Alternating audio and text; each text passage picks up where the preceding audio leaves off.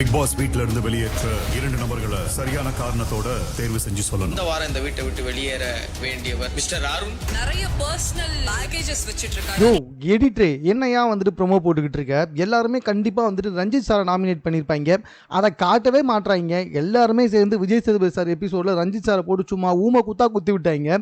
இப்போ direct to face நாமினேஷனில் டெஃபினட்டாக வந்து நாமினேட் பண்ணியிருப்பாங்க, அதை ஏன் காட்டவே மாட்டுறாங்கன்னு தெரில. ஸோ எல்லாருமே சேர்ந்து ரஞ்சித் சார் எத்தனை பேர் நாமினேட் பண்ணாங்க அப்படின்னு தெரிஞ்சிக்கிறதுக்கே ரொம்ப ரொம்ப ஆர்வலோடு இருக்கேன்.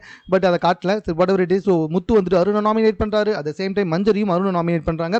கொஞ்ச நாளாக வந்துட்டு மஞ்சரி முத்துவை கொஞ்சம் ஃபாலோ பண்ணி வந்துகிட்டு இருக்காங்க அப்படின்றது ரொம்ப நல்லாவே தெரியுது.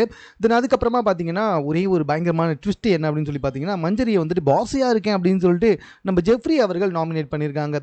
இதை விட முக்கியமான விஷயம், ஜாக்லின் எழுந்து மற்றவங்களை பகடக்காயாக பயன்படுத்திக்கிறியோ அப்படின்ற மாதிரி வந்துட்டு யாரை பார்த்து சொன்னாங்கன்னு தெரில. அந்த இடத்துல அருணை தான் காமிச்சாங்க. பட் ஆனால் எனக்கு தெரிஞ்சு அவங்க அருணை சொல்கிறதுக்கு வாய்ப்பு இல்லை அப்படின்ற மாதிரி தான் எனக்கு தெரிஞ்சுது. யாரை சொன்னாங்கன்னு சரியாக தெரியல.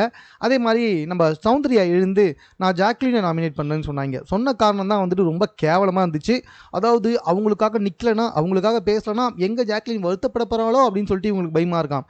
இதெல்லாம் ஒரு காரணம்னு சொல்லிட்டு நீ வந்து நாமினேட் பண்ணுவியா? நீ தானே இந்த இடத்தையே வந்துட்டு அவளுக்கு கொடுத்த. அப்படி இருக்கும்போது நீ எப்படி வந்துட்டு இந்த விஷயத்த சொல்லி நாமினேட் பண்ணுவோம் அப்படின்னு கேட்குற மாதிரி தான் இருந்துச்சு. So what ever it is, இந்த லிஸ்ட்டு, அதாவது நாமினேஷன் லிஸ்ட்டு என்ன அப்படின்றத நான் உங்களுக்கு ரொம்ப சீக்கிரமாகவே வந்துட்டு அப்டேட் பண்ணுறேன். எத்தனை பேர் வந்து ரஞ்சித் சாரை நாமினேட் பண்ணாங்க அப்படின்றதையும் நான் வந்து சீக்கிரமாகவே அப்டேட் பண்ணுறேன். மேலும் இது போன்ற செய்திகளை உடனுக்குடன் தெரிந்து கொள்வதற்கு 60 செகண்ட் சேனலை சப்ஸ்கிரைப் பண்ணுங்கள். இது குறித்து உங்களுடைய கருத்துக்கள் எதுவாக இருந்தாலும் கமெண்ட்டில் நீங்கள் பதிவு செய்யலாம்.